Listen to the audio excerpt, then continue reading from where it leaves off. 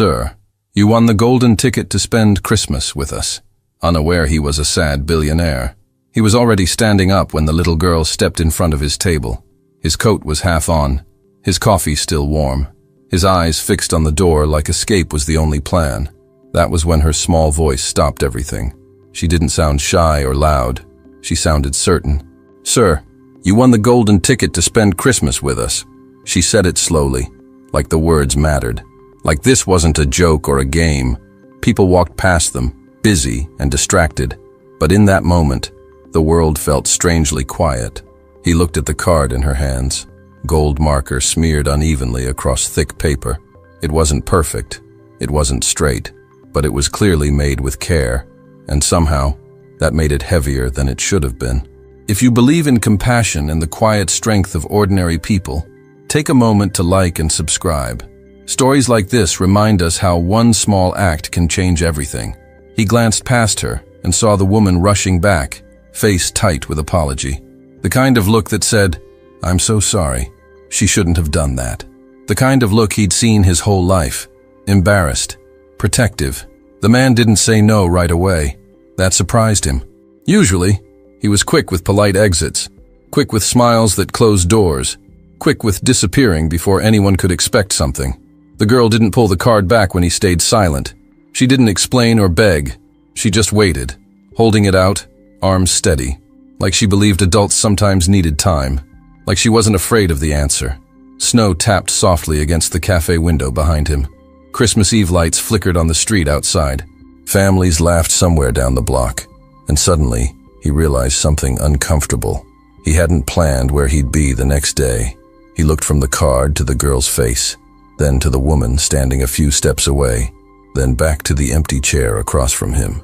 A choice was forming, quiet, but real, and once he noticed it, he couldn't ignore it anymore. His name was Julian Mercer, and most people thought they understood men like him at a glance. He dressed simply, spoke softly, and carried himself with a calm that looked like confidence, but had been carefully built over years of choosing distance over connection. Julian didn't avoid people because he disliked them, but because staying had always felt more costly than leaving. He had learned early that independence could protect him from disappointment. Over time, that protection turned into habit. The cafe had become his neutral ground, a place where no one expected stories or explanations. He chose it every year on Christmas Eve, telling himself it was just another night, just another meal. From his seat near the window, he could watch the world without being part of it, which felt safer than admitting he wanted more. Families passed by laughing, couples stopped to take photos, strangers wished each other happy holidays.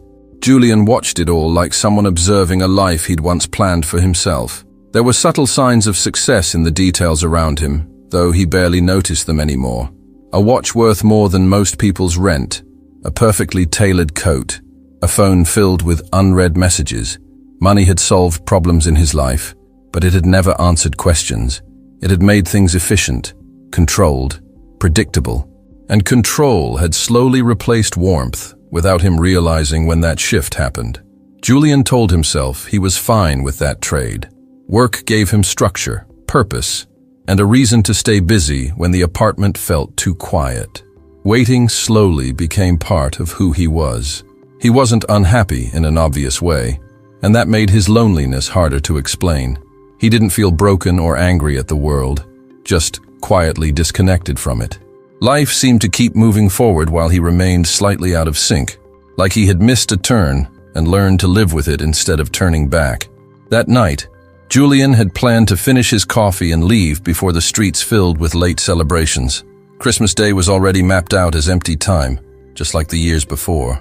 But the truth was, he had never tested what staying might cost him, and that question was about to be forced into the open. The girl with the golden ticket didn't know any of this. She couldn't see the years of decisions beneath Julian's polite smile and careful silence. All she saw was a man sitting alone when everyone else seemed to belong somewhere. For reasons she couldn't explain, that felt wrong to her. As Julian looked down at the card again, a tightness settled in his chest that felt unfamiliar. It wasn't fear or excitement, but the tension that appears right before a pattern is challenged. He didn't realize it yet, but the night had stopped being about a child's invitation. It had become about whether he was willing to question the life he'd protected for so long. The girl held the golden ticket a little higher when Julian didn't respond right away. Not to insist, but to make sure he'd seen it clearly, as if the card itself carried the meaning better than words could. The gold marker caught the cafe lights, uneven but bright, and for a second it felt absurdly important. Julian noticed his hand tighten around the edge of the table. He hadn't realized how unprepared he was to be chosen by someone who wanted nothing from him. Her mother reached them a moment later, breath slightly rushed, eyes full of concern. "I'm so sorry," she said quickly, already guiding the girl closer to her side. "She didn't mean to bother you. She notices things." Julian nodded, instinctively offering the kind smile that usually ended interactions cleanly.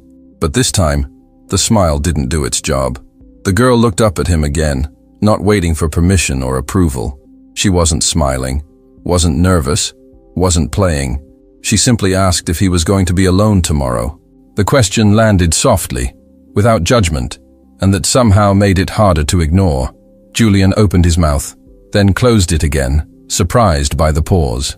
The woman's face shifted when she heard the question, a mix of embarrassment and fatigue crossing her features. "Maisie," she said gently, already apologizing with her tone. She turned back to Julian, clearly ready to pull her daughter away and move on. "This is awkward, I know. I promise we don't usually—" Julian shook his head before she could finish. "It's okay," he said, his voice steadier than he felt.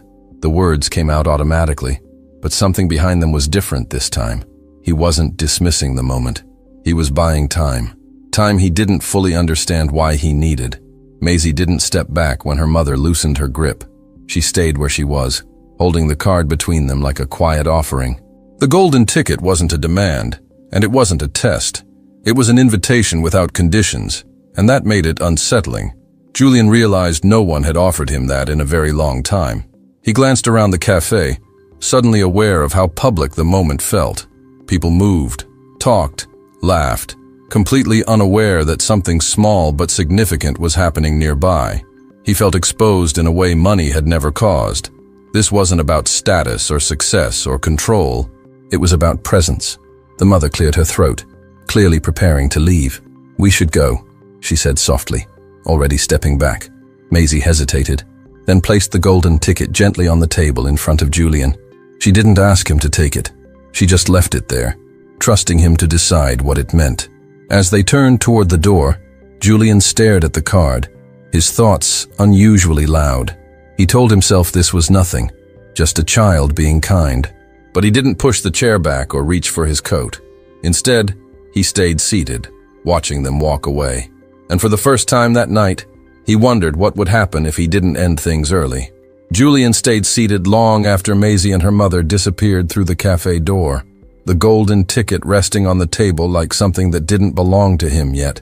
He told himself this was exactly the kind of moment he usually avoided, the kind that blurred boundaries and invited expectations he didn't know how to meet. The familiar instinct to leave rose quickly, sharp and convincing, reminding him that solitude had always been safer than disappointment. But his body didn't move, and that hesitation unsettled him more than the invitation itself. For the first time that night, he felt the weight of being truly undecided. He picked up the card and turned it over slowly, noticing the uneven edges and the careful way the letters had been drawn. This wasn't something bought or printed or planned. It was something made with time and attention, and that made it harder to dismiss.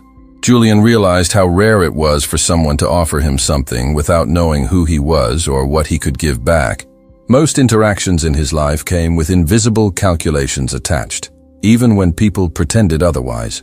This one didn't, and that absence made him uncomfortable in a way he couldn't name yet. As the cafe grew louder around him, Julian became acutely aware of how alone he actually was. Not in a dramatic or tragic sense, but in the quiet, practical way that shows up when you have no one expecting you anywhere. Christmas Day stretched ahead of him, like an empty room he hadn't bothered to furnish. He had meetings scheduled for the following week, flights booked, decisions waiting, but none of that felt grounding in this moment. What felt heavy was the realization that he had structured his life to avoid nights like the one coming. He replayed the girl's question in his mind, not the words themselves. but the way she had asked them. There had been no curiosity about his job, no interest in where he lived or what he owned, no attempt to impress or flatter. She had simply wanted to know if he would be alone, as if that were the only detail that mattered. Julian wondered when he had stopped thinking of loneliness as something that could be changed rather than managed. That question pressed against him, refusing to settle. By the time he stood up, the decision to leave felt heavier than staying, and that was new territory for him. He paid the bill, slid the golden ticket into his coat pocket, and stepped outside into the cold. The snow had picked up slightly, softening the sounds of the city and making everything feel slower. Julian told himself he was only walking to clear his head, that he wasn't following anyone. But his feet carried him in the same direction Maisie and her mother had gone. He spotted them half a block ahead, walking at an easy pace, the girl talking animatedly while the woman listened. Julian slowed, unsure whether to call out or turn back, suddenly aware of how intrusive this might seem. This was the moment he usually chose distance, the moment he convinced himself he was doing the responsible thing. But responsibility, he realized, had often been his excuse for disengaging. Tonight, it felt like another test he was tired of failing. When he finally spoke, it was quieter than he expected, his voice almost blending into the night.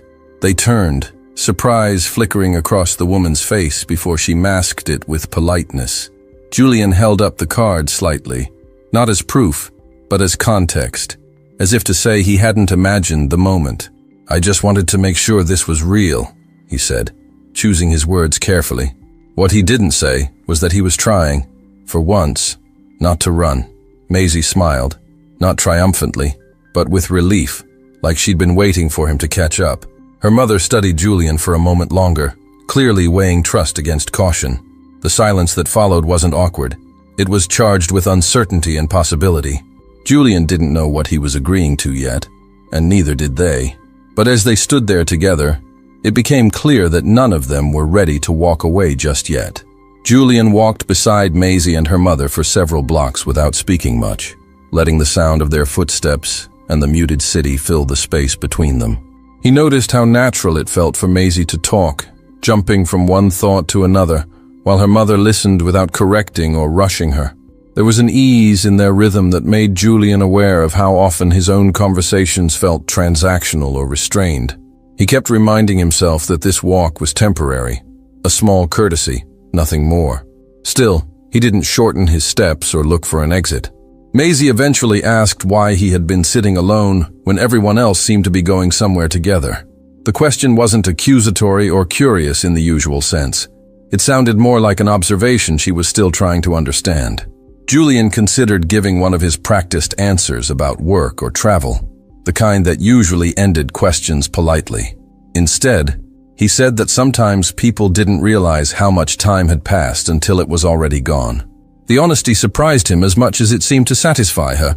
Her mother, Elena Parker, glanced at him briefly, not with interest, but with recognition, as if she'd heard versions of that truth before. She explained that Christmas Eve walks were something they'd done for years, a way to slow down before the next day arrived. Julian listened, realizing how foreign that idea felt to him, the notion of intentionally marking time rather than filling it. He wondered when his calendar had become something to survive instead of something to live inside. That thought stayed with him longer than he expected. As they walked, Julian asked Maisie why she'd chosen him. Why not someone else? Why a stranger? She shrugged in a way that suggested she hadn't known there was another option. She said he looked like someone who needed to be invited, and that her mom always said invitations mattered. There was no deeper explanation, no hidden wisdom, just a child stating something that felt obvious to her. Julian felt a quiet shift as he realized how rarely anyone had seen him that way. When they reached the corner near their building, Elena slowed and stopped, clearly preparing to say goodnight. She thanked Julian for walking with them, her tone polite but firm, signaling that the boundary was still intact. There was no assumption that he would go any further, no expectation that the invitation had already been accepted. Julian appreciated that restraint more than he could explain. It made the choice ahead of him feel real instead of manipulated. Maisie reached into her coat pocket and pulled out the golden ticket again, holding it between them. She turned it over and pointed to something Julian hadn't noticed before. On the back, written carefully, were words about not choosing to be alone when you don't have to. Julian read them slowly, feeling the weight of the decision finally settle into place. This wasn't about charity or kindness. It was about showing up. He didn't step forward or back right away, letting the silence do its work. Elena waited without pressing, her posture calm but watchful, protecting her daughter without closing the door completely. Julian realized this was the moment that mattered, the one he usually rushed past. He nodded once, a small gesture that carried more meaning than he was ready to unpack. They all understood what it meant without saying it out loud. As they parted ways, Julian stood alone on the sidewalk, the cold settling deeper than before. He hadn't entered their home, hadn't shared a meal, hadn't promised anything beyond tomorrow. Yet something fundamental had already shifted, something that couldn't be undone by simply going home. He knew the night wasn't finished with him yet, even as he turned away. The real test, he sensed, would come when morning arrived. Julian spent the rest of Christmas Eve walking through streets he usually only passed in a car, letting the cold air and the quiet storefronts slow his thoughts. He replayed the moment he'd nodded outside Elena's building, realizing how small the gesture had been, and yet how much it had unsettled him. There had been no applause, no relief, no rush of warmth, just a decision made without an audience. For someone who was used to seeing his choices ripple through boardrooms and headlines, this felt unfamiliar and heavy. He wondered why this one yes mattered more than so many others he'd given without hesitation. That night, Julian didn't distract himself with work the way he usually did when emotions felt unclear. He left his phone untouched on the counter, unanswered messages piling up without the usual pull of urgency. Instead, he sat with the discomfort of knowing he'd agreed to show up somewhere as a person, not as a role. He tried to imagine the next day, not as an event to control, but as time to inhabit. Christmas morning arrived without ceremony, gray light filtering through his apartment windows. Julian woke earlier than he needed to, his mind already alert, not with excitement, but with awareness. He noticed how different this felt from the rushed mornings he was used to, driven by schedules and expectations. Today had no agenda beyond a promise he'd made quietly on a sidewalk. When Julian arrived at Elena's building, he paused before knocking, suddenly aware of how exposed he felt. There was no context he could hide behind, no professional reason for being there. He was simply a man showing up because he'd said he would, and that felt like a test he hadn't studied for. Elena answered the door with polite surprise, her expression calm but unreadable. She invited him in without comment, as if this were the most natural thing in the world. Inside, the apartment looked much as he'd imagined from the night before. Functional, lived in, quietly warm. There was no attempt to impress him, no signs that his presence had changed their plans. Maisie greeted him easily, as if the space he occupied had already been decided. Julian noticed how that acceptance came without curiosity or expectation. As the morning unfolded, Julian found himself helping in small, unremarkable ways. He carried dishes, listened more than he spoke, followed Elena's lead without offering solutions. This wasn't the kind of contribution he was used to making, and he felt awkward in it. Yet the awkwardness didn't push him away. It anchored him in the moment. Elena spoke occasionally about her routines, her work, the way life had settled into something predictable and manageable. There was no complaint in her voice, only honesty shaped by responsibility. Julian listened carefully, recognizing how different this was from the urgency that defined his own days. He understood, instinctively, that doing more was not what this moment required. As the day moved forward, Julian became aware of the quiet effort it took to stay engaged. There were moments when retreat felt easier, when silence tempted him to disappear into himself. But he stayed, noticing how each small choice built on the last. This wasn't dramatic or emotional in the way stories often promise. It was steady, uncomfortable, and real. By late afternoon, the apartment had settled into a quiet rhythm that Julian wasn't used to sharing with anyone else. The earlier awkwardness hadn't disappeared, but it had softened into something more manageable, like background noise instead of tension. Maisie moved freely between rooms, comfortable with his presence in a way that made Julian aware of how little effort she spent assessing people. Elena, on the other hand, remained attentive without hovering, careful not to assume closeness that hadn't been earned. Julian noticed this balance and respected it more than overt warmth. At some point, Elena asked Julian if he wanted tea, not as a gesture of hosting, but as part of the normal flow of the day. He said yes, then caught himself waiting for the moment when conversation would naturally turn personal or revealing. It didn't, and that absence of pressure allowed him to breathe a little easier. They spoke instead about ordinary things, small inconveniences, simple plans for the week ahead. Julian felt something unfamiliar forming, a sense of being included without being examined. Maisie eventually sat across from him at the table, her legs swinging slightly as she studied his face. She asked if he always worked so much, her tone curious but not critical. Julian thought about the many ways he could answer that question and chose the one that felt most honest. He said that sometimes people keep working because they don't know what to do when things get quiet. Maisie considered that carefully, as if storing it away for later. Elena watched the exchange closely, not interrupting, but clearly aware that something meaningful had just passed between them. She didn't comment on Julian's answer or try to soften it for her daughter. That restraint made Julian feel seen in a way that compliments never had.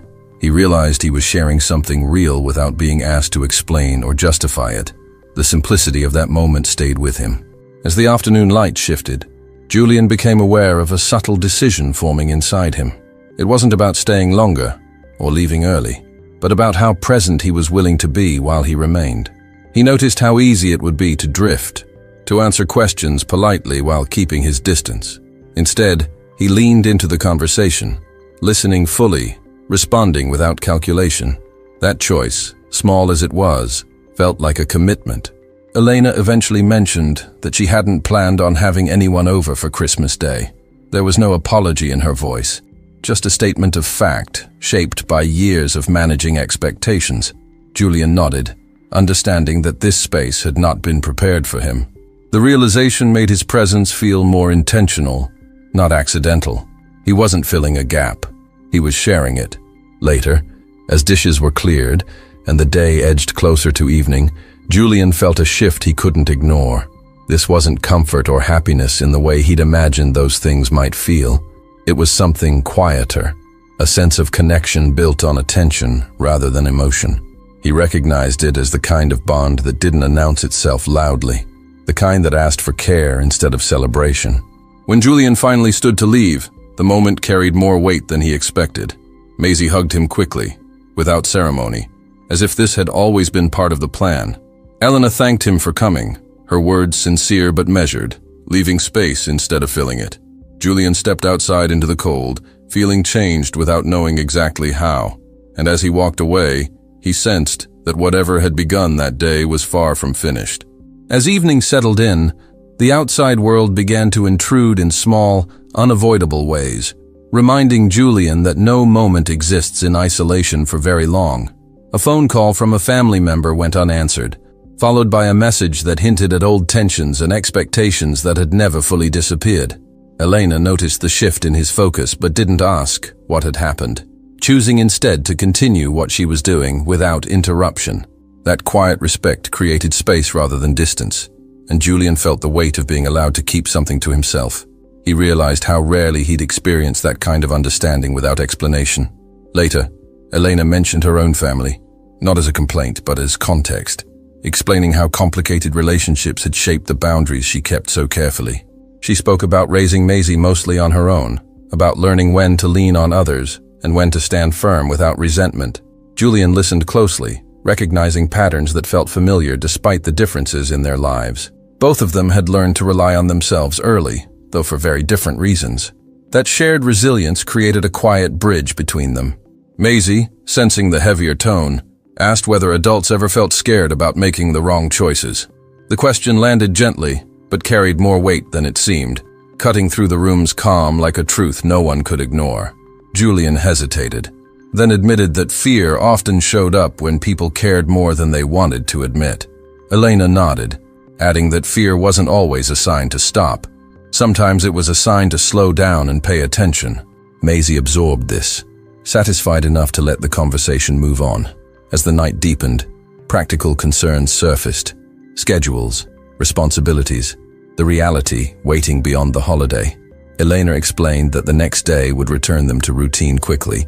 Work, school, obligations that didn't pause for sentiment.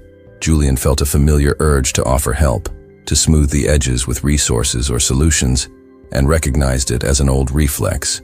He resisted it again, understanding that real support didn't always arrive in the form of fixes. Sometimes it came from acknowledging limits without trying to erase them. The atmosphere grew quieter as fatigue settled in, and Julian sensed the evening drawing to a natural close. There was no dramatic turning point, no declaration of changed lives, just the steady presence of shared time. He noticed how that steadiness felt more challenging than intensity, requiring patience instead of adrenaline. This was the kind of connection that asked to be revisited, not consumed all at once. Julian wondered whether he was capable of that kind of ongoing attention. Before he left, Elena spoke carefully.